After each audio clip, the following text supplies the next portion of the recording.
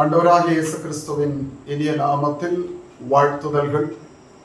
இன்றைக்கு நம்முடைய தியானத்திற்கு யோவான் சுவிசேஷம் 17ஆம் அதிகாரம் 11ஆம் 12ஆம் வசனங்களை நாம் வாசிப்போம். நான் இனி உலகத்தில் இரேன், இவர்கள் உலகத்தில் இருக்கிறார்கள், நான் உம்மிடத்திற்கு வருகிறேன். பரிசுத்த பிதாவே, நீர் எனக்கு தந்தவர்கள் நம்மை போல ஒன்றாயிருக்கும்படிக்கு நீர் அவர்களை உம்முடைய நாமத்தினாலே காத்து கொள்ளும். நான் அவர்களுடனே கூட உலகத்தில் இருக்கையில் அவர்களை உம்முடைய நாமத்தினாலே காத்து கொண்டேன். நீர் எனக்கு தந்தவர்களை காத்து கொண்டு வந்தேன். வேத வாக்கியம் நிறைவேறத்தக்கதாக கேட்டின் மகன் கெட்டு போனானே அல்லாமல் அவர்களில் ஒருவனும் கெட்டு போகவில்லை. பிரியமானவர்களே, ஆண்டவராகிய இயேசு கிறிஸ்து இந்த பூமியிலே ஊழியம் செய்த நாட்களில் பிதா அவருக்கு கொடுத்தவர்களை குறித்து நாம் தியானித்துக் கொண்டிருக்கிறோம். சகைவை குறித்து நாம் பார்த்தோம். இயேசுவின் பாதத்தில் அமர்ந்து அவருடைய வார்த்தைகளை கேட்டுக்கொண்டிருந்த மரியாளை குறித்து நாம் தியானித்தோம். அது மாத்திரமல்ல, இயேசுவின் தலையில் அவள் அபிஷேகம் பண்ணினாள். அவளுடைய பாதங்களை கண்ணீரால் கழுவி தலைமயிரால் துடைத்து ஓயாமல் முத்தம் செய்து கொண்டிருந்தாள் என்று அவளை குறித்து பார்த்தோம். பேதுருவை குறித்து நாம் பார்த்தோம். சாவிலும் உம்மை பின்பற்றுவேன் என்று சொன்ன பேதுரு இயேசுவை அவர் விசாரணை சங்கத்தில் இருந்த ராத்திரியிலே சேவல் கூவுகிறதற்கு முன்பதாக 3 முறை மறுதலித்தான் என்கிறதை குறித்து பார்த்தோம். இன்றைக்கு மத்தேயு எழுதினதான சுவிசேஷம் 26ஆம் அதிகாரம், மத்தேயு எழுதினதான சுவிசேஷம் 26ஆம் அதிகாரம் 47ஆம் வசனத்தில் ஒரு நபரை குறித்து சொல்லி இருக்கிறது. நான் வாசிக்கிறேன். அவர் இப்படி பேசுகையில் 12 ஒருவனாகிய யூதாஸ் வந்தான். அவனோடே கூட பிரதான ஆசாரியரும் ஜனத்தின் மூப்பரும் அனுப்பின திரளான ஜனங்கள் பட்டயங்களையும் தடிகளையும் பிடித்து கொண்டு வந்தார்கள். இங்கே நாம் இயேசுவை காட்டி கொடுத்த யூதாஸை குறித்து நாம் வேதத்திலே பார்க்கிறோம். அருமையானவர்களே, இந்த யூதாஸை குறித்து பார்க்கும் பொழுது கேட்டின் மகனாகிய அவன் கெட்டு போனானே அல்லாமல் வேறொருவரும் கெட்டு போகவில்லை, அதுவும் வேத வாக்கியங்கள் நிறைவேறத்தக்கதாக என்று ஆண்டவராகிய இயேசு கிறிஸ்து சொல்கிறார். பிரியமானவர்களே, கேட்டின் மகனாகிய யூதாஸ் கெட்டு போனதற்கான காரணம் என்ன? பிதா இந்த யூதாஸையும் இயேசுவுக்கு கொடுத்திருந்தார். நீர் எனக்கு தந்தவர்கள். பிரியமானவர்களே, இன்றைக்கு தேவன் கிறிஸ்துவுக்குள் தெரிந்து கொண்ட அன்பில் பரிசுத்தம் உள்ளவர்களும் குற்றம் இல்லாதவர்களுமாயிருப்பதற்கு தெரிந்து கொண்ட தம்முடைய சபைக்குள்ளும் இப்படிப்பட்ட அனுபவங்களை உடையவர்கள் எல்லாம் இருக்கிறார்கள் என்கிறதை குறித்து நாம் விளங்கிக் கொள்ள வேண்டியது அவசியம். இயேசுவின் பாதத்தில் இருக்கிற மரியாளை போல தேவனுடைய வார்த்தைக்கு முக்கியத்துவம் கொடுத்து தேவனுடைய ஆலோசனைக்கு தங்களை அர்ப்பணித்து தேவ சமூகத்தை பிரதானமாய் எண்ணுகிற மரியாள்களும் இன்றைக்கு தேவனுடைய சபையிலே இருக்கத்தான் செய்கிறார்கள். அதே போல தங்கள் ஆஸ்தியினால் அவருக்கு ஊழியம் செய்து கொண்டு வந்த அநேகம் ஸ்திரீகளை குறித்து லூக்கா 8ஆம் அதிகாரத்திலே நாம் வாசிக்கிறோம். பிரியமானவர்களே, ஆஸ்தியினால் இயேசுவின் ஊழியத்தை தாங்கின ஸ்திரீகளைப் போல இன்றைக்கும் தங்களுடைய ஆஸ்தி தங்களுக்குரியது அல்ல, அது தேவனுக்குரியது என்கிற உணர்வோடு தேவனுடைய ஊழியத்தை தாங்கிக் கொண்டிருக்கிற தேவ மனிதர்களும் சபையில் இருக்கத்தான் செய்கிறார்கள். சகைவை குறித்து பார்த்தோம். இயேசுவை பார்க்க வேண்டும் என்கிற ஆவல் உள்ளவனாய் தன் ஜீவியத்தில் பாவம் இருந்த போதிலும் அக்கிரமம் இருந்த போதிலும் தன் ஜீவியத்தின் பாவத்தில் இருந்தும் அக்கிரமத்தில் இருந்தும் விடுவிக்கப்பட வேண்டும் என்கிற ஒரே தாகத்தோடு இயேசுவை காணும்படியாக ஓடி போய் கூட்டத்தில் அவரை காண முடியாதபடியினால் தான் குள்ளனாய் இருந்தபடியினாலும் ஒரு காட்டத்தி மரத்திலே ஏறி உட்கார்ந்து அவன் இயேசுவை பார்க்க வேண்டும், இந்த இயேசுவை பார்த்தால் ஆகிலும் தன் ஜீவியத்தில் தன் வாழ்க்கையில் ஒரு விமோச்சனம் உண்டாகும் என்கிற ஒரு பெரிய ஏக்கத்தோடும் எதிர்பார்ப்போடும் அவன் மரத்தின் மேல் உட்கார்ந்திருந்தான். அப்படி உட்கார்ந்திருந்த வேளையில் தேவன் அவனை பார்த்து, ஆண்டவராகிய இயேசு, நீ கீழே இறங்கி வா, இன்றைக்கு உன் வீட்டில் நான் உன்னோடு கூட போஜனம் பண்ண வேண்டும் என்று அவனோடு சொன்னார். அப்படி சொன்ன பொழுது அவன் இறங்கி வந்து மனம் திரும்பினவனாய், புதிதாக்கப்பட்டவனாய், தேவ சித்தத்தை விளங்கிக் கொண்டவனாய், ஆண்டவரிடத்திலே நான் என் ஆஸ்திகளில் பாதியை ஏழைகளுக்கு கொடுக்கிறேன், அநியாயமாய் வாங்கினதை நாளத்தனையாய் திரும்ப செலுத்துகிறேன் என்று ஒரு பெரிய மனமாற்றத்திற்குள் கடந்து வந்த ஒரு சகேயுவையும் பார்க்கிறோம். பிரியமானவர்களே, இன்றைக்கும் கூட தேவனுடைய ஒரு கண்ணசைவில், தேவனுடைய ஒரு பார்வையில், தேவனுடைய வார்த்தையின் ஒரு வெளிப்பாட்டில் தன் குறைகளை உணர்ந்து, தன் தவறுகளை உணர்ந்து, தன்னுடைய குற்றங்களை உணர்ந்து, தன்னை தாழ்த்தி ஒரு நொறுங்குண்ட இருதயத்தோடு தேவனிடத்தில் ஒப்புரவாகி, தேவனிடத்தில் தன்னையும் தனக்குரிய எல்லாவற்றையும் ஒப்புவிக்கிற சகேயுக்களும் தேவனுடைய சபையில் இருக்கத்தான் செய்கிறார்கள். பிரியமானவர்களே, அது மாத்திரம் அல்ல, பேதுருவை போல மறுதலித்தாலும் மனம் கசந்து அழுது தேவனை பிரியப்படுத்த வேண்டும் என்கிற ஒரு ஒப்புரவாகுதலுக்குள், ஒரு சீர்படுதலுக்குள், ஒரு புதுப்பிக்கப்படுகிற அனுபவத்திற்குள் கடந்து வருகிற தேவனுடைய பிள்ளைகளும் இன்றைக்கும் சபைக்குள் இருக்கத்தான் செய்கிறார்கள். நீர் எனக்கு தந்தவர்கள் என்று பிதா சொன்ன பொழுது தன் காலத்தில் இருந்தவர்களை மட்டுமே அவர் குறிப்பிடவில்லை, மாறாக கிறிஸ்துவுக்குள் உலக தோற்றத்துக்கு முன்பதாகவே காணப்படும்படிக்கு தேவனால் தெரிந்து கொள்ளப்பட்டவர்களையும் குறித்துதான் அவர் விதமாய் சொல்கிறார், நீர் எனக்கு தந்தவர்கள். ஆகவே நீங்களும் நானும் உலக தோற்றத்துக்கு முன்பதாகவே அன்பில் பரிசுத்தம் உள்ளவர்களும் குற்றமில்லாதவர்களுமாய் இருப்பதற்கு தேவன் உலக தோற்றத்துக்கு முன்பதாகவே தெரிந்து கொண்டார். அப்படியானால் நாமும் பிதா இயேசுவுக்கு தந்த கூட்டத்தில் உட்பட்டவர்கள் தான். அப்படியானால் நம்முடைய ஜீவியத்தில் நாம் யாராயிருக்கிறோம்? இயேசுவின் நாட்களில் அவரோடு கூட இருந்த பல பாத்திரங்கள் இருந்தது. அப்படிப்பட்ட பாத்திரங்கள் நடுவிலே நம்மை நிறுத்தி நாம் எப்படிப்பட்ட ஒரு பாத்திரமாய் பிதாவினால் குமாரனாகிய இயேசு கிறிஸ்துவுக்கு கொடுக்கப்பட்டிருக்கிறோம், கிறிஸ்துவுக்குள் நாம் தேர்ந்தெடுக்கப்பட்டிருக்கிறோம் என்கிறதை அறிந்து நம்முடைய ஜீவியத்தின் குறைவுகளையும் குற்றங்களையும் தவறுகளையும் தோல்விகளையும் உணர்ந்து சீர்படுத்தி தேவனுக்குரியவர்களாய் மாறும்படிக்கு இந்த ஜெபத்தை ஆண்டவராகிய இயேசு கிறிஸ்து யோவான் சுவிசேஷம் 17ஆம் அதிகாரத்தில் ஏறெடுக்கிறதாய் நாம் பார்க்கலாம். இன்றைக்கு நாம் வாசித்தது யூதாசை குறித்து.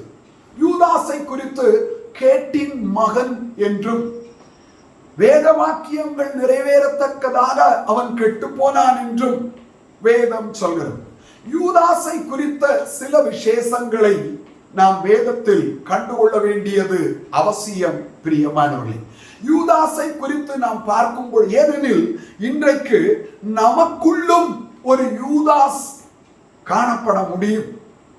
நம்முடைய ஜீவியத்திலும் ஒரு யூதாஸின் அனுபவம் காணப்பட முடியும். ஒரு யூதாஸின் வஞ்சகம் காணப்பட முடியும். ஒரு யூதாஸின் பொருளாசை காணப்பட முடியும். தேவனுடைய பார்வையில், பரலோகத்தின் பார்வையில், பரிசுத்த தூதர்களின் பார்வையில், ஏன் பிசாசின் பார்வையிலும் கூட இன்றைக்கு தேவனுடைய சபைக்குள்ளே யூதாஸின் ஆவியை உடையவர்களாய், யூதாஸின் இருதயத்தை உடையவர்களாய், யூதாஸின் சிந்தையை உடையவர்களாய் காணப்படுகிறவர்களும் சபையிலே இருக்கத்தான் செய்கிறார்கள். பிரியமானவர்களே, அப்படியானால் இந்த யூதாஸின் அனுபவம் என்ன? முதலாவது, இந்த யூதாஸ் தான் கோத்திரத்தை சேர்ந்தவன். இந்த யூதாஸை குறித்து நாம் பார்க்கும் பொழுது, வேதத்திலே ஆராய்ந்து பார்க்கும் பொழுது, அந்த யூதாஸ் தான் கோத்திரத்தை சேர்ந்தவன் என்று பார்க்கிறோம். யூதாஸை குறித்து முதல் தீர்க்க தரிசனமாக நாம் ஆதியாகமம் 49ஆம் அதிகாரம் 17ஆம் வசனத்திலே வாசிக்கலாம். தான் குதிரையின் மேல் ஏறி இருக்கிறவன் மல்லார்ந்து விழும்படியாய் அதன் குதிகாலை கடிக்கிறதற்கு வழியில் கிடக்கிற சர்ப்பத்தை போலவும் பாதையில் இருக்கிற விரியனை போலவும் இருப்பான். தான் கோத்திரத்தை குறித்து தகப்பனாகிய யாக்கோபு மரணமடையும் முன்னே சொன்ன ஒரு தீர்க்க தரிசனத்தை தான் நாம் இங்கே வாசிக்கிறோம். பிரியமானவர்களே, தானை குறித்தவன் சொல்கிறான், குதிரையின் மேல் ஏறி இருக்கிறவன் மல்லாந்து விழும்படியாய் அதன் குதிகாலை கடிக்கிறதற்கு வழியில் கிடக்கிற சர்ப்பத்தை போலவும் பாதையில் இருக்கிற விரியனை போலவும் இருப்பான் என்று சொல்கிறதாய் நாம் பார்க்கிறோம். அப்படியானால் முதலாவது குதிரையின் மேல் ஏறி இருக்கிற இவர் யார்? மொழிபெயர்த்தவர்களுக்கு இந்த தீர்க்க தரிசனத்தின் வெளிப்பாடு என்ன, நிறைவேறுதல் என்ன என்கிறதை குறித்து ஒரு போதிய அறிவில்லாதபடியினால் குதிரையின் மேல் ஏறி இருக்கிறவன் என்று அவர் எழுதியிருக்கிறார்கள். ஆனால் இந்த குதிரையின் மேல் ஏறி இருக்கிறவன் அல்ல, குதிரையின் மேல் ஏறி இருக்கிறவர். ஏனென்றால் குதிரையின் மேல் ஏறி வருகிறவன் இஸ்ரவேலின் ராஜா. ராஜாக்கள் குதிரையில் வருவார்கள், தீர்க்கதரிசிகள் கழுதையின் மேல் ஏறி வருவார்கள். குதிரை ராஜாக்களுடைய ஒரு வாகனமாய் காணப்படுகிறது. இங்கே இந்த குதிரையின் மேல் ஏறி வருகிற அவரை குறித்து நாம் தெரிந்து கொள்ள வேண்டும் என்று சொன்னால், இந்த குதிரையின் மேல் ஏறி இருக்கிறவர் கர்த்தராகிய இயேசு கிறிஸ்து என்கிறதை நாம் வேத வசனத்தின் மூலமாய் நாம் விளங்கிக் கொள்ளலாம். பிரியமானவர்களே, குதிரையின் மேல் ஏறி வந்து யுத்தம் நடப்பித்தவர் ஆண்டவராகிய இயேசு கிறிஸ்து. இயேசு கிறிஸ்துவை குறித்து நாம் வேதத்தில் பார்க்கும் பொழுது, குறிப்பாக வெளிப்படுத்தின விசேஷம் 17ஆம் அதிகாரத்தில் நாம் குதிரையின் மேல் ஏறி வருகிற ஆண்டவராகிய இயேசு கிறிஸ்துவையும் அவரோடு கூட இருக்கிறவர்களையும் நாம் காண முடியும். 17ஆம் அதிகாரம் 14ஆம் வசனத்தில் இவர்கள் ஆட்டுக்குட்டியானவரோடே கூட யுத்தம் பண்ணுவார்கள். யார்? பூமியின் ராஜாக்கள். ஆட்டுக்குட்டியானவர் கர்த்தாதி கர்த்தரும் ராஜாதி ராஜாவுமாய் இருக்கிறபடியால் அவர்களை ஜெயிப்பார். அவரோடே கூட இருக்கிறவர்கள் அழைக்கப்பட்டவர்களும் தெரிந்து கொள்ளப்பட்டவர்களும் உண்மையுள்ளவர்களுமாய் இருக்கிறார்கள். குதிரையின் மேல் ஏறி இருக்கிறவர் ராஜா என்று பார்க்கிறோம். ஆம் பிரியமானவர்களே, குதிரை ராஜாக்களுடைய ஒரு வாகனமாய் காணப்படுகிறது. ஆகவே குதிரை ராஜாக்களின் வாகனமாய் ஏறி இருக்கிறபடி காணப்பட்டபடியினால் ஆண்டவராகிய இயேசு கிறிஸ்து வெள்ளை குதிரையில் ஏறி வருகிறதாய் வெளிப்படுத்தல் 19ஆம் அதிகாரம் 11ஆம் வசனத்தில் நாம் வாசிக்கிறோம். பின்பு பரலோகம் திறந்திருக்க கண்டேன், இதோ ஒரு வெள்ளை குதிரை காணப்பட்டது. அதன் மேல் ஏறி இருந்தவர் உண்மையும் சத்தியம் உள்ளவர் எனப்பட்டவர். அவர் நீதியாய் நியாயம் தீர்த்து யுத்தம் பண்ணுகிறார். அவருடைய கண்கள் அக்கினி ஜுவாலையை போல் இருந்தன. அவருடைய சிரசின் மேல் அநேக கிரீடங்கள் இருந்தன. அவருக்கே அன்றி வேறொருவருக்கும் தெரியாத ஒரு நாமமும் எழுதியிருந்தது. இரத்தத்தில் தோய்க்கப்பட்ட வஸ்திரத்தை தரித்திருந்தார். அவருடைய நாமம் தேவனுடைய வார்த்தை என்பது. பிரியமானவர்களே, வெள்ளை குதிரையின் மேல் ஏறி ராஜாவாய் ராஜாதி ராஜாவாய் ஜெயிக்கிறவராய் யுத்தத்தில் ஜெயமெடுக்கிற தேவனாய் பராக்கிரமம் உள்ளவராய் தேவனுடைய வார்த்தை என்கிற நாமம் உள்ளவராய் ஆண்டவராய் இயேசு கிறிஸ்து வருகிறதை நாம் பார்க்கிறோம். 14ஆம் வசனத்தில் பரலோகத்தில் உள்ள சேனைகள் வெண்மையும் சுத்தமுமான மெல்லிய வஸ்திரம் தரித்தவர்களாய் வெள்ளை குதிரைகளின் மேல் ஏறி அவருக்கு பின் சென்றார்கள்.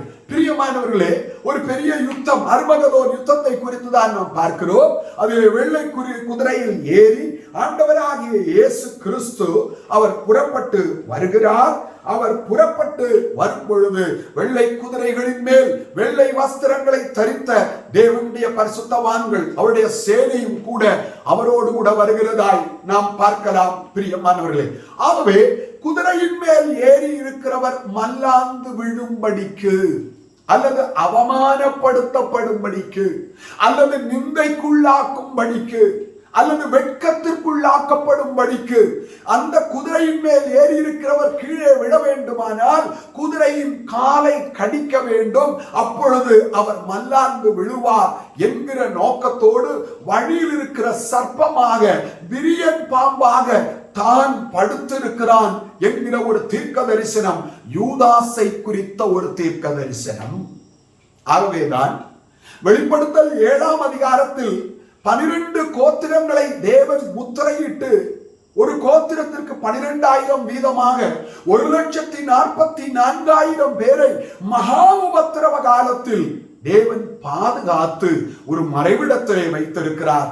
அந்த கோத்திரங்களில் தான் கோத்திரத்தை நாம் காண இயலாது பிரியமானவர்களே. காரணம், அது அந்த கோத்திரம் 1000 வருட அரசாட்சிக்குள்ளே கடந்து வருகிறதில்லை. யூதாஸ் நிமித்தமாக தான் கோத்திரம் மகா உபத்திரவ காலத்திலேயே உபத்திரவத்திற்குள்ளாக்கப்பட்டு கொலை செய்யப்படும். அந்த கோத்திரம் 1000 வருட அரசாட்சியிலே காணப்பட முடியாது. கிறிஸ்துவோடு கூட ஆளுகை செய்ய முடியாது. காரணம், குதிரையின் மேல் ஏறி இருக்கிற ராஜா, அந்த ராஜாவை மல்லாந்து விழச் செய்கிற ஒரு விரியன் பாம்பாக சர்ப்பமாக வழியில் கிடந்தபடியினால் யூதாசின் நிமித்தம் அந்த கோத்திரம் 1000 வருட அரசாட்சியின் தேவனுடைய ஆளுகைக்குள் வர முடியாதபடி இல்லாமல் போய்விடுகிறது. பிரியமானவர்களே, இந்த வேத பகுதியை வாசிக்கும் பொழுது நாம் நம்மை ஆராய்ந்து பார்க்க வேண்டியது அவசியம். ராஜாதி ராஜாவாய் குதிரையின் மேல் ஏறி இருக்கிறவராய் வரப்போகிற ஆண்டவராகிய இயேசு கிறிஸ்துவை அவமானப்படுத்தும்படி, நிந்தைக்குள்ளாக்கும்படி, வெட்கத்திற்குள்ளாக்கும்படி அவரை காட்டிக் கொடுத்த யூதாஸ் எப்படி இருந்தானோ அதே போல இன்றைக்கு நம்முடைய ஜீவியத்தின் மூலமாக, நம்முடைய சுபாவத்தின் மூலமாக, நம்முடைய கிரியைகளின் மூலமாக, நம்முடைய பேச்சின் மூலமாக தேவனை அவமானப்படுத்துகிற ஒரு ஜீவியம் நாம் செய்வோம் என்று சொன்னால், நானும் நீங்களும் தான் அந்த வழியிலே கிடக்கிற சர்ப்பம். நானும் நீங்களும் தான் காட்டிக் கொடுக்கிற யூதாஸ். தேவன் நம்மூலமாய் மகிமைப்பட வேண்டுமே ஒழிய தேவன் நம்மூலமாய் அவமானப்படுத்தப்படுகிறது தேவ சித்தம் அல்ல. இந்த ஜனத்தை நான் எனக்கென்று ஏற்படுத்தேன். இவர்களின் துதியை சொல்லி வருவார்கள் அல்லது காண்பிப்பார்கள், என்னை மகிமைப்படுத்துவார்கள். பெந்தேகோஸ்தே நாளிலே பரிசுத்த ஆவியானவர் 120 பேர் மேல் ஊற்றப்பட்ட பொழுது அவர்கள் எல்லாரும் தேவனுடைய மகத்துவங்களை பேசுகிறதை அன்றைக்கு 17 நாட்டிலிருந்து கூடி வந்திருந்த யூதர்கள் கேட்டார்கள். பிரியமானவர்களே, அப்படியானால் இன்றைக்கு நாம் தேவனை மகிமைப்படுத்த வேண்டியவர்களே ஒழிய தேவனை நிந்திக்க வேண்டியவர்களோ, அவமானப்படுத்த வேண்டியவர்களோ, தேவனை தூஷிக்க வேண்டியவர்களோ அல்ல. சில நேரங்களில் நம்முடைய வாயின் வார்த்தைகளால் நாம் ஒருவேளை தேவனை அவமானப்படுத்தாமல் இருக்கலாம். ஆனால் நம்முடைய கிரியைகள், நம்முடைய சுபாவங்கள், நம்முடைய நடக்கைகள், நம்முடைய ஜீவியத்தின் அனுபவங்கள் தேவனை வெட்கத்துக்குள்ளாக்கக்கூடிய விதத்தில், தேவனை அவமானத்திற்குள்ளாக்கக்கூடிய விதத்தில் நம்முடைய சிந்தைகள், நம்முடைய உணர்வுகள் காணப்படுமானால் தேவனுடைய பார்வையில் நீங்களும் நானும் யூதாசாய் காணப்படுகிறோம் என்கிறதை ஒருபோதும் மறந்துவிடக் கூடாது பிரியமானவர்களே. ஆகவே அப்படிப்பட்ட ஒரு யூதாசாய் நாம் காணப்படுகிறதற்கு பிதா நம்மை குமாரனுடைய கையில், இயேசு கிறிஸ்துவின் கையில் ஒப்பு கொடுக்கவில்லை. நீர் எனக்கு தந்தவர்கள் என்று இயேசு பிதாவினிடத்தில் ஜெபம் பண்ணினாரே, அதில் கெட்டு போனவன் கேட்டின் மகனாகிய யூதாஸ் ஒருவன் மாத்திரம்தான். அவன் நிமித்தம் தான் கோத்திரம் முழுவதும் ஒரு பெரிய நியாய தீர்ப்புக்குள் போகிறது. தான் கோத்திரம் முழுவதும் ஒரு பெரிய ஆசீர்வாதத்தை இழக்கிறது. 1000 வருட அரசாட்சி என்பது ஆதாம் ஏதேன் தோட்டத்தில் இழந்த 7 ஆசீர்வாதங்களை மனுக்குலத்திற்கு திரும்ப தரும்படியாக தேவன் தீர்மானித்திருக்கிற ஒன்று. பிரியமானவர்களே, ஆதாமுக்கு தேவன் நித்திய ஜீவனை தந்திருந்தார், தேவ சாயலை தந்திருந்தார், தேவனுடைய ரூபத்தினால் நிரப்பி இருந்தார், தேவனோட ஐக்கியத்தை தந்திருந்தார், தேவனுடைய ஆளுகையை தந்திருந்தார். அவன் தேவ மகிமையினால் மூடப்பட்டிருந்தான். அவனுக்கு அழியாமை கொடுக்கப்பட்டிருந்தது. எல்லா ஆசீர்வாதங்களையும் அவன் இழந்து போனான். ஆதாம் இழந்த அந்த 7 ஆசீர்வாதங்களையும் 1000 வருட அரசாட்சியில் பங்கெடுக்கிற ஜனம் பெற்றுக்கொள்ள வேண்டும். ஆதாமின் சந்ததி பெற்றுக்கொள்ள வேண்டும். அது எல்லாருக்கும் இல்லை. மகாபத்திரவ காலத்தில் பாவிகள் 3/2 பங்கு அழிக்கப்பட்டு விடுவார்கள். அதே போல யாக்கோபின் சந்ததியில் ஏராளம் ஜனம் அழிக்கப்பட்டுவிடும். 1,44,000 பேர் மாத்திரம் பாதுகாக்கப்படுவார்கள். அவர்கள் தான் 1000 வருட அரசாட்சியிலே பிரஜைகளாயிருப்பார்கள். அன்றைக்கு உயிர்த்தெழுந்த பரிசுத்தவான்கள், உயிர்த்தெழுந்த சபை கிறிஸ்துவோடு கூட ஆளுகை செய்யும். ஆளுகை செய்யப்படுகிறவர்களாய் 1,44,000 யூதர்கள் அல்லது 12 கோத்திரத்தைச் சேர்ந்த இஸ்ரவேலர்கள் இருப்பார்கள். தான் கோத்திரத்திற்கு அங்கே இடமில்லை. ஆகவேதான் லேவி கோத்திரம் 1000 வருட அரசாட்சிக்கு கடந்து வருகிறது. பிரியமானவர்களே, ஒரு மனிதனுடைய பொருளாசை, யூதாசை குறித்து நாம் பார்க்கும் பொழுது, யூதாஸ் யோவான் 12ஆம் அதிகாரம் 6ஆம் வசனத்தில் யூதாசை குறித்து பரிசுத்த ஆவியானவர் எழுதி வைத்திருக்கிறார். அந்த 12ஆம் அதிகாரத்திலே பஸ்கா பண்டிகை வர 6 நாளைக்கு முன்னே இயேசு தாம் மரணத்திலிருந்து எழுப்பின லாசரு இருந்த பெத்தானியாவுக்கு வந்தார். அங்கே அவருக்கு ராவிருந்து பண்ணினார்கள். லாசருவை உயிரோடு எழுப்பினபடியினால் நன்றி கடனாய் ராவிருந்து பண்ணினார்கள். அப்பொழுது மரியாள் விலையேற பெற்ற நலதம் என்னும் ஒரு தைலத்தை கொண்டு வந்து இயேசுவின் சிரசில் வார்த்தாள், சிரசில் ஊற்றினாள். அது பாதங்களில் வடிந்தது. தன் தலைமயிரால் அவருடைய பாதங்களை துடைத்து கண்ணீரால் அவருடைய பாதங்களை கழுவினாள்.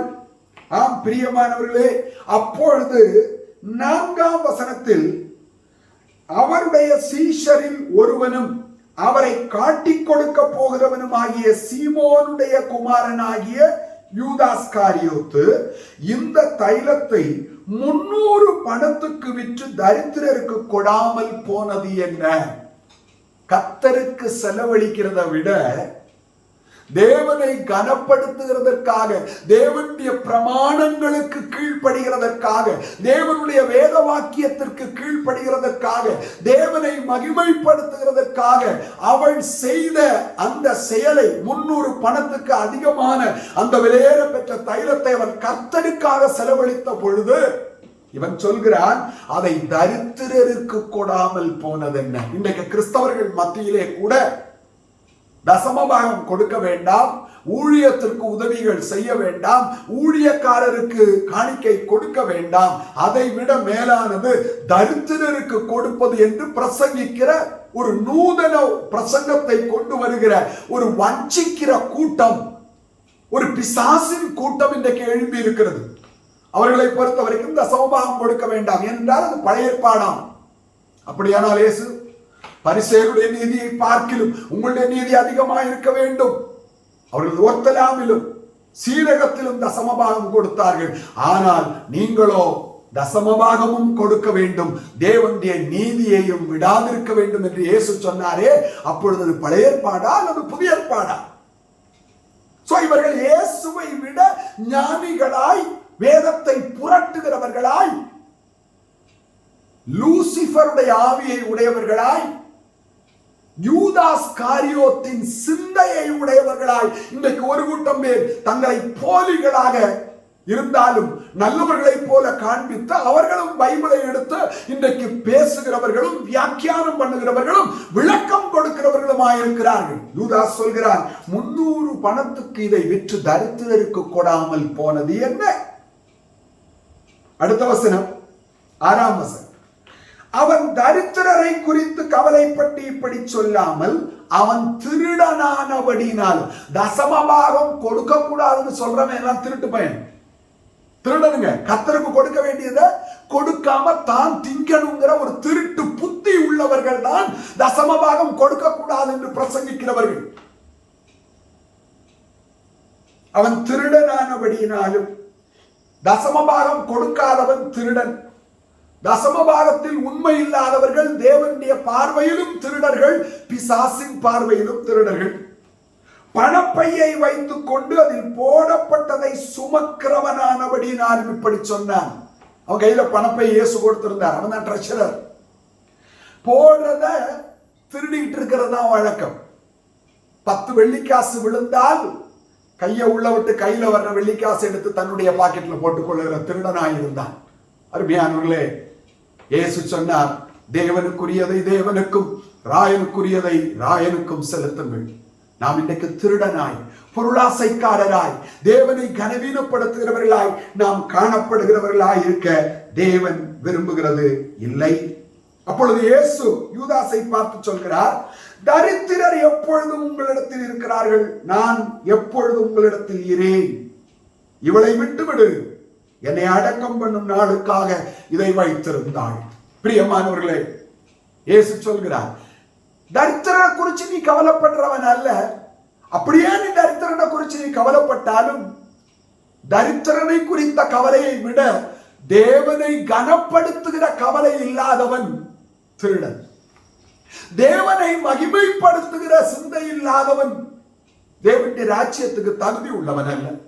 அவன் தேவனோடு கூட காணப்பட வேண்டியவன் அல்ல.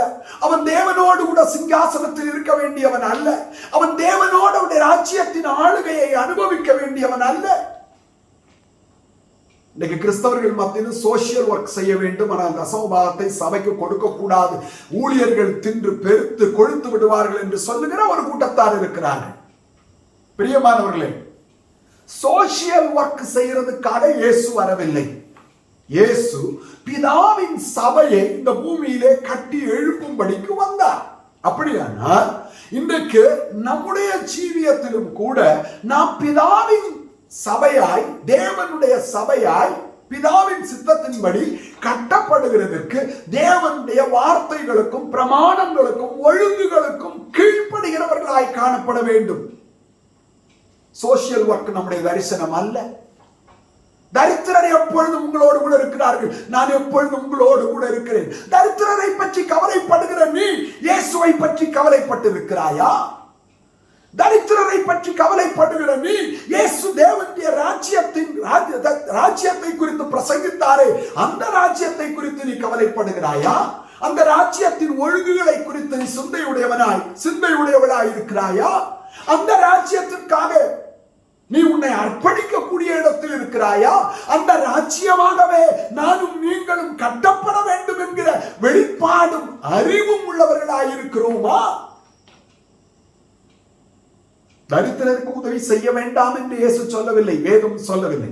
ஆனால் தேவனுக்கு செய்ய வேண்டியதை எடுத்து தரித்திரருக்கு கொடுக்கிறவன் யூதாஸ். தேவனுக்கு செய்ய வேண்டியதை தனக்கென்று எடுத்துக் கொள்ளுகிறவன், தேவனுக்கு கொடுக்க வேண்டியதை தனக்கென்று எடுத்துக் கொள்ளுகிறவன் யூதாஸ். இன்றைக்கு இப்படிப்பட்ட யூதாஸ்களும் சபைக்குள் இருக்கிறார்கள், எல்லா சபைகளிலும், உலகம் முழுவதிலும். ஆனால் அவர்கள் கேட்டின் மக்களாய் கெட்டு போய் விடுவார்கள். இன்றைக்கு கர்த்தருடைய ஆவியானவர் எச்சரிக்கிறார். அப்படிப்பட்ட ஒரு யூதாசின் எண்ணம், அப்படிப்பட்ட ஒரு யூதாசின் பொருளாசை, அப்படிப்பட்ட ஒரு யூதாசின் இச்சை உங்களுக்குள் இருக்கும். ஆனால் அது உங்களோடு முடிந்து விடாது. ஒரு யூதாசின் பாவம் அவன் சார்ந்த கோத்திரம் முழுவதையும் 1000 வருட அரசாட்சிக்குள் போக முடியாதபடி தடுத்து விட்டது. பிரியமானவர்களே, அப்படிப்பட்ட ஒரு பரிதாபத்திற்கு உங்கள் சந்ததியை கொண்டு போய் விடாதீர்கள்.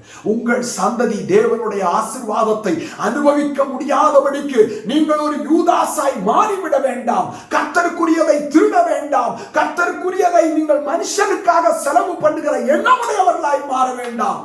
தேவனுக்குரியதை தேவனுக்கு செலுத்துங்கள். அது தேவனை கனப்படுத்துவது, அது தேவனை நேசிப்பது, அது தேவனை நாம் நேசிக்கிறதற்கான அன்பின் அடையாளம்.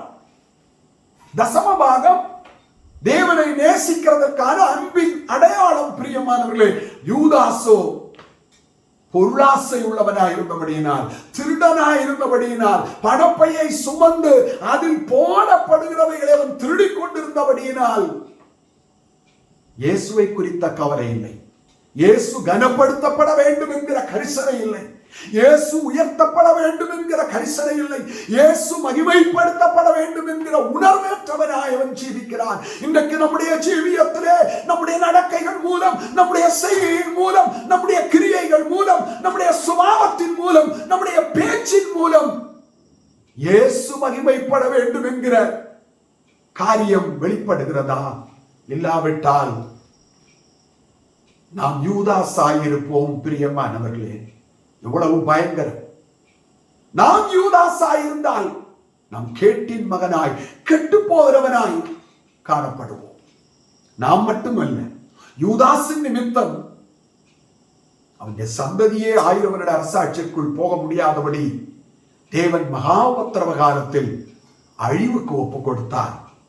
உங்கள் சந்ததிக்கு அழிவை சேர்த்து வைக்க போகிறீர்களா?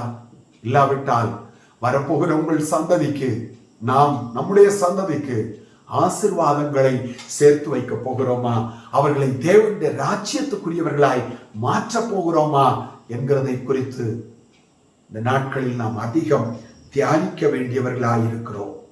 ஆகவே யூதாசை போல தேவனுடைய சபையில் இருக்கிறவர்களும் இருக்கத்தான் செய்கிறார்.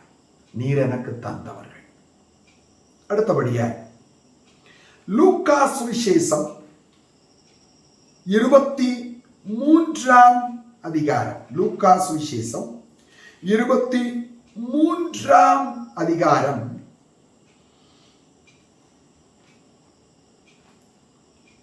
லூக்கா சுவிசேஷம் 23ஆம் அதிகாரத்திலே கர்த்தராகிய இயேசு கிறிஸ்து இப்பொழுது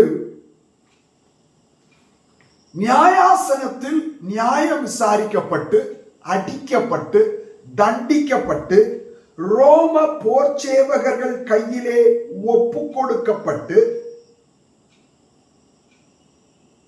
சிலுவையில் அறையப்படும்படியாக கொண்டு போகப்படுகிறார்கள். அப்படி கொண்டு போகப்படும் பொழுது ராம் முழுவதும் இயேசு அடிக்கப்பட்டிருந்தார். ராத்திரி முழுவதும் அவருடைய ரத்தம் சிந்தப்பட்டிருந்தது. பகலிலும் அவர் விசாரித்து அடிக்கப்பட்டவராய், அவர் பலவீனப்பட்டவராய், நடக்க முடியாதவராய், தள்ளாடினவராய் காணப்படுகிறார். ஆனால் ரோம போர்ச்சேவகர்களோ சிலுவையை அவருடைய தோளிலே வைத்து அவருடைய சிலுவையை அவரே சுமந்து கொண்டு போக வேண்டும் என்கிற ஒரு நிர்பந்தத்திற்குள் கொண்டு வருகிறார்கள்.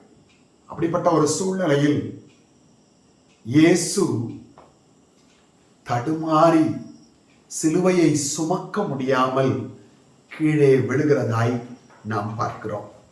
லூக்கா சுவிசேஷம் 23ஆம் அதிகாரம் 26ஆம் வசனம். அவர்கள் இயேசுவை கொண்டு போகிற போது நாட்டிலிருந்து வருகிற சிரேனே ஊரானாகிய சீமோன் என்கிற ஒருவனை பிடித்து சிலுவையை அவர் பின்னே சுமந்து கொண்டு வரும்படி அதை அவர் மேல் வைத்தார்கள். அருமையானவர்களே, இந்த சிரேனே ஊரானாகிய சீமோன் பிதா இயேசுவுக்கு தந்தவர்களில் ஒருவன். இந்த சீமோன் 12 அப்போஸ்தலர்களில் ஒருவன் அல்ல. ஆனால் இயேசுவை பின்பற்றின அநேகம் சீஷர்களில் அவனும் ஒருவன். இந்த 12 அப்போஸ்தலர்களை குறித்து மார்க்கு சுவிசேஷம் 3ஆம் அதிகாரம் 12 14 வரை வாசிக்கும் பொழுது அவர் 12 தெரிந்து கொண்டு அவர்கள் தம்மோடு இருக்கவும், பிரசங்கம் பண்ணும்படி தாம் அவர்களை அனுப்பவும், பிசாசுகளை துரத்தி வியாதிகளை குணமாக்கவும் அதிகாரம் உடையவர்களாக இருக்கும்படிக்கு அவர்களை ஏற்படுத்தினார். 12 பேரை ஏற்படுத்தினதுக்கு முதல் காரணம் அவர்கள் தம்மோடு இருக்கவும். உண்மையானவர்களே, காட்டிக் கொடுக்கப்படுகிற அன்று ராத்திரியிலே 12 பேரோடு அவர் பஸ்காவை ஆசரிக்கிறார். அப்பத்தை பிட்டு, நீங்கள் வாங்கி புசியுங்கள், இது உங்களுக்காக பிற்கப்படுகிற என்னுடைய சரீரமாய் இருக்கிறது, என்னை நினைவு கூறும்படிக்கு இதை செய்யுங்கள் என்று சொல்கிறார். அது மட்டும் இல்லை, அதோடு முடிந்து விடுகிறதில்லை. இவர்கள் ஒவ்வொருவருடைய உள்ளான நிலவரத்தையும் இயேசு அறிந்திருந்தார். இவர்களுடைய சிந்தைகளை அறிந்திருந்தார். இவர்களுக்குள் இருந்த பெருமைகளை அறிந்திருந்தார். இவர்களுக்குள் இருந்த போட்டி மனப்பான்மையை அறிந்திருந்தார். இவர்களுக்குள் இருந்த தாழ்மை இல்லாத நிலவரங்களை அறிந்திருந்தார். இவர்களுடைய பலவீனங்கள், இவருடைய தோல்விகள் எல்லாவற்றையும் அறிந்திருந்தார். காட்டி கொடுக்க போகிறவனை அறிந்திருந்தார். மறுதலிக்க போகிறவனை அறிந்திருந்தார். அது மட்டுமல்ல, இந்த 12 பேரும் தன்னை விட்டு ஓடி போவார்கள் என்கிறதையும் அறிந்திருந்தார். இந்த நிலைமையை அறிந்திருந்தபடியினால் பஸ்காவை ஆசரித்த பிறகு இயேசு ஒரு சிலையை எடுத்து தன் அறையிலே கட்டிக்கொண்டு ஒரு பாத்திரத்தில் தண்ணீர் வார்த்து ஒவ்வொருவருடைய கால்களையும் கழுவ ஆரம்பித்தார். நான் உங்களை கழுவாவிட்டால் என்னிடத்தில் உங்களுக்கு பங்கு இல்லை. பிரியமானவர்களே, அவர்கள் எப்படிப்பட்ட பலவீனர், அவர்கள் எப்படிப்பட்ட மனிதர், அவர்கள் எப்படிப்பட்ட தோல்வியுள்ளவர்கள், அவர்கள் எப்படிப்பட்ட குறைவுள்ளவர்கள், எல்லாவற்றையும் இயேசு அறிந்தபடியினால், அவர்கள் தன்னை விட்டு ஓடி போவார்கள் என்கிறதையும் அறிந்திருந்தபடியினால், அவர்கள் ஒரு தோல்வியுள்ள மனப்பான்மை உள்ளவர்கள் என்று அறிந்தபடியினால், அவர்கள் பயப்படுகிறவர்கள் என்று அறிந்தபடியினால், பிதாவின் பார்வையில் அவர்கள் குற்றவாளிகளாய் நிற்காதபடிக்கு இயேசு அவருடைய கால்களை கழுவுகிறார். மொழிகிறவன் முழுவதும் சுத்தமாயிருக்கிறான், ஆகிலும் தன் கால்களை கழுவ வேண்டியது அவனுக்கு அவசியம். காரணம், கால்கள் தான் முதலாவது அசுத்தமாகும். அன்றைக்கு பாலஸ்தீன தேசத்திலே மண் பாதைகளிலே இயேசுவும் சீஷர்களும் நடந்து செல்கிறது வழக்கமாயிருந்தது ஊழியத்திற்கு. ஆகவேதான் சொல்கிறார், கால்களை நீங்கள் கழுவ வேண்டும். உங்கள் கால்களில் இருக்கிற தூசி நீக்கப்பட வேண்டும். நீங்கள் சுத்தம் உள்ளவர்களாய் மாற வேண்டும். இவர்கள் ஒருவரும் தன்னோடு கூட இருக்க மாட்டார்கள் என்கிறது இயேசுவுக்கு தெரியும்.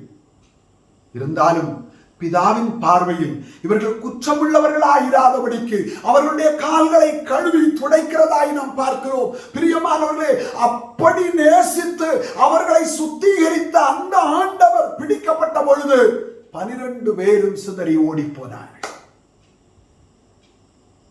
ஒருவன் அரண்மனை வாசலில் இருந்து வேடிக்கை பார்க்கிறான், பேதுரு. அவனும் மறுதலித்து விட்டு போய்விட்டான். காட்டிக் கொடுத்த யூதாசோ அவர் சிலுவையில் அறையப்பட வேண்டும் என்று தீர்மானிக்கப்பட்ட பொழுது, நியாயம் தீர்க்கப்பட்ட பொழுது, குற்றமில்லாத இரத்தத்தை நான் காட்டிக் கொடுத்தேன் என்று சொல்லி நாண்டு கொண்டு செத்தான் என்று வேதம் சொல்கிறது. பிரியமானவர்களே, தம்மோடு இருக்க வேண்டும் என்று தெரிந்தெடுத்தவர்கள் ஒருவர் கூட இயேசுவோடு கூட இல்லை. எல்லாம் ஓடி போனார்கள். ஆகவே இயேசு சிலுவையை சுமக்க முடியாமல் தரையிலே விழுகிற பொழுது அவருடைய சிலுவையை சுமக்கிறதற்கு ஒரு மனிதரை ரோம போர்ச்சேவகர்கள் தேடினார்கள். அப்பொழுது அகப்பட்டவன் தான் சிரோனே ஊரானாகிய சீமோன். இயேசுவின் பாரத்தை சுமக்கிறவன், இயேசுவின் வேதனையை குறைக்கிறவன், இயேசுவின் பலவீனங்களில் அவருக்கு உறுதுணையாய் நின்றவன் இந்த சிரேனே ஊரானாகிய சீமோன் பேதுரு அல்ல, யாக்கோபு அல்ல, அந்திரேயா அல்ல, யோவான் அல்ல. பிரியமானவர்களே, சில நேரங்களில் நாம் யாரை முதன்மையாய் நினைக்கிறோமோ, நாம் யாரை முதன்மையாய் வைக்கிறோமோ அவர்கள் இயேசுவை மறுதலித்து விட்டு ஓடுகிறவர்களாய் மாறிவிடுகிறார்கள். யாருக்கு முதலிடம் கொடுக்கிறோமோ அவர்கள் இயேசுவை தெய்வமே அல்ல என்று சொல்லக்கூடிய இடத்திற்கு பிசாசின் கையில் அகப்பட்டு விடுகிறார்கள். ஆனால் எங்கோ ஒரு மூலையில் அடையாளம் தெரியாத ஒரு நபராயிருந்த சிரேனே ஊரானாகிய சீமோன், இயேசு அடிக்கப்பட்டு சிலுவையை சுமந்தவராய், தடுமாறினவராய், தள்ளாடினவராய், வேதனையை அனுபவித்து மயங்கி விழக்கூடிய நேரத்தில் அவர் அருகே நடந்து போய் கொண்டிருந்தவன் இந்த சிரேனே ஊரானாகிய சீமோன். அற்புதங்களை கண்டவர்கள் இயேசுவோடு நடக்கவில்லை. கடைசி வரையிலும் அப்பம் புசித்தவர்கள் இயேசுவோடு நடக்கவில்லை. இயேசு மரணத்திலிருந்து எழுப்பின மனிதர்கள் இயேசுவோடு நடக்கவில்லை.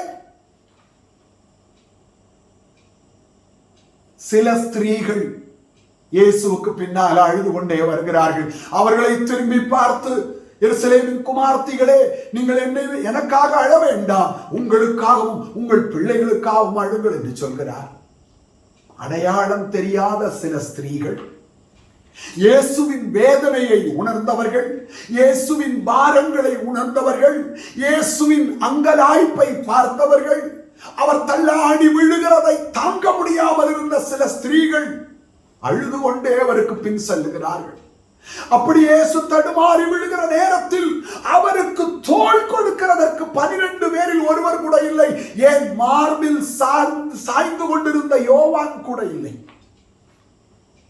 ஆனால் சிரேனே ஊரானாகிய சீமோன் இயேசுவோடு கூட நடந்து போய் கொண்டிருந்தான். அவன் தோளிலே இயேசு சுமக்க வேண்டிய சிலுவையை ரோம போர்ச்சவர்கள் வைத்தார்கள்.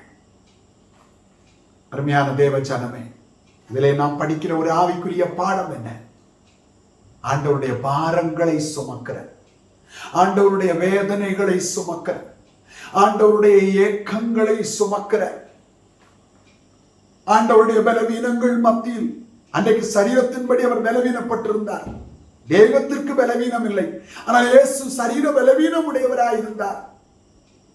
அதன் மத்தியில் அவரோடு கூட நடந்தவன் இந்த சீமோன். இன்றைக்கு ஆண்டவருடைய பாரங்களை சுமக்கிற, ஆண்டவருடைய இயக்கங்களை சுமக்கிற, ஆண்டவருடைய வேதனைகளை சுமக்கிற, ஆண்டவருடைய துக்கங்களை சுமக்கிற ஒரு சில மனிதர்களை தேவன் தேடிக்கொண்டிருக்கிறார். தேவனுடைய ராஜ்யம் தேடிக்கொண்டிருக்கிறது. அன்றைக்கு இயேசுவின் பாரத்தை, இயேசுவின் பலவீனங்கள் மத்தியில் அவருடைய சிலுவையை சுமக்கிறதற்கு ரோம அரசாங்கம் ஒரு மனிதனை தேடினது. அந்த ரோம அரசாங்கத்துக்கு கிடைத்தவன் தான் சிரேனே ஊரானாகிய சீமோன். இன்றைக்கு பரலோக அரசாங்கம், பரலோகத்தின் தேவகுமாரனுடைய பாரங்கள், ஏக்கங்கள், வேதனைகள், துக்கங்களை சுமக்கிறதற்கு சில ஆவிக்குரிய மனிதர்களை தேவன் தேடிக்கொண்டிருக்கிறார். அழிந்து போகிற இந்த ஆத்துமாக்களுக்காக பரிந்து பேசுகிற ஒரு மனிதன் எனக்கு இருப்பானா? சபையை பரிசுத்தப்படுத்துகிறதற்காக, சபையை சுத்திகரிப்பிற்குள் நடத்துகிறதற்காக, சபையை பூர்ணப்படுத்துகிறதற்காக என் சந்நிதியிலே என் பாரத்தை, என் ஏக்கத்தை, என் வேதனையை சுமந்து கொண்டு நிற்கிற, முழங்காலில் நிற்கிற ஒரு மனிதன், ஒரு சிரேனே ஊரானாகிய சீமோன் இருப்பானா, இருக்கிறானா என்று கர்த்தருடைய ராஜ்யம் இன்றைக்கு நம்மை தேடிக்கொண்டிருக்கிறது. பிரியமானவர்களே, உங்களையும் என்னையும் தேவனுடைய ராஜ்யம் தேடிக்கொண்டிருக்கிறது. உங்களையும் என்னையும் தேவனுடைய ராஜ்யம் பார்த்து கொண்டிருக்கிறது. நமக்கு எப்படிப்பட்ட இதயம் இருக்கிறது?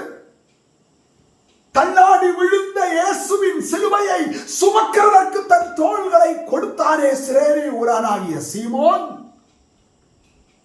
அன்றைக்கு விழுந்தவர் திரும்ப இனி விழப்போகிறதில்லை.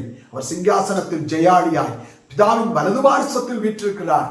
ஆனால் அந்த இயேசுவின் பாரம், அந்த இயேசுவின் ஏக்கம், சபை பரிசுத்தப்பட வேண்டும். சபை கரை திரை பிழை இல்லாமல் பரிசுத்தமும் மகிமையுள்ள ஒரு சபையாய் மாற வேண்டும் என்று அவர் இன்றைக்கும் பிதாவின் வலது பார்சத்தில் பரிந்து பேசிக் கொண்டிருக்கிறாரே, அந்த இயேசுவின் ஏக்கம், அந்த இயேசுவின் பாரம், அந்த இயேசுவின் வேதனை, அந்த இயேசுவின் துக்கம் எத்தனை உள்ளத்தில் இன்றைக்கு இருக்கிறது? அப்படி இருக்குமானால் ஒன்று நம்மை பரிசுத்தராய் மாற்றிக் கொண்டிருப்போம், மற்றொன்று மற்றவர்களும் பரிசுத்தராய் மாறும்படி நாம் முழங்காலில் நிற்கிறவர்களாய், திறப்பில் நிற்கிறவர்களாய், தேவ சமூகத்தில் போராடுகிறவர்களாய், தேவ சமூகத்தில் மன்றாடுகிறவர்களாய் நாம் இருப்போம். பழைய ஏற்பாட்டிலே இஸ்ரவேல் ஜனங்கள் வாதையில் அழிக்கப்பட்ட பொழுது மோசே ஓடுகிறான், திறப்பில் இருக்கிறார். அழிக்கப்பட்டு படுகிற ஜனத்திற்கும் அழிக்கப்படாது இருக்கிற இஸ்ரவேல் ஜனத்துக்கும் நடுவில் நின்று, ஆண்டவரே இவர்களுக்கு இரங்க மாட்டீரா? இவர்களுடைய அக்கிரமத்தை மன்னிக்க மாட்டீரா? இந்த ஜனத்தை அழித்து போட்டால் இந்த தெய்வத்திற்கு, இந்த ஜனத்தை வாக்குத்தத்தத்தின் தேசத்திற்கு, கானான் தேசத்திற்கு கொண்டு போக முடியவில்லை. ஆகவே வழியிலே அழித்து போட்டார் என்று பிரஜாதிகள் சொல்வார்களே என்று சொல்லி ஒருவன் தேவ சமூகத்திலே பரிந்து பேசுகிறான், கதறுகிறான். இன்றைக்கு அப்படிப்பட்ட மனிதரை, அப்படிப்பட்ட சிரேனே ஊரானாகிய சீமோனை ஜனத்தின் பரிசுத்தமாக்குதலுக்காக, ஜனத்தின் ஜெயத்திற்காக, ஜனத்தின் சுத்திகரிப்பிற்காக, ஜனத்தின் ஆவிக்குரிய வளர்ச்சிக்காக, ஜனத்தின் ஆவிக்குரிய உன்னதமான அனுபவங்களுக்காக, முழங்காலிலே தேவ சமூகத்திலே மன்றாடுகிற, பரிந்து பேசுகிற, கண்ணீர் விடுகிற ஒரு கூட்டம் சிரேனே ஊரானாகிய சீமோன்களை தேவன் தேடிக் கொண்டிருக்கிறார். அருமையான சகோதர சகோதரிகளே, அந்த சிரேனே ஊரானாகிய சீமோனாய் நானும் நீங்களும் இருக்கிறோமா? அந்த சிரேனே ஊரானாகிய சீமோனாய் ஆண்டவருடைய பாரங்களை சுமக்கிறோமா? ஆண்டவருடைய வேதனைகளை சுமக்கிறோமா? ஆண்டவருடைய ஏக்கங்களை சுமக்கிறோமா? அந்த ஆண்டவருடைய அங்கலாய்ப்பு இன்றைக்கும் பிதாவின் வலது பார்சத்தில் பரிந்து பேசிக் கொண்டிருக்கிறாரே, இவர்களுக்கு மன்னியும், இவர்களுடைய புத்தீனத்தை மன்னியும், இவருடைய குறைவை மன்னியும், இவருடைய குற்றங்களை மன்னியும், இவருடைய மீறுதல்களை மன்னியும், இவர்களுடைய பாவத்தை மன்னியும் என்று அவர் பரிந்து பேசிக் கொண்டிருக்கிறாரே, அந்த சத்தம் காதுகளில் கேட்கிற ஆவிக்குரிய காதுகள் உள்ளவர்கள் எவர்களோ அவர்கள்தான் சிரேனே ஊரானாகிய சீமோனாய்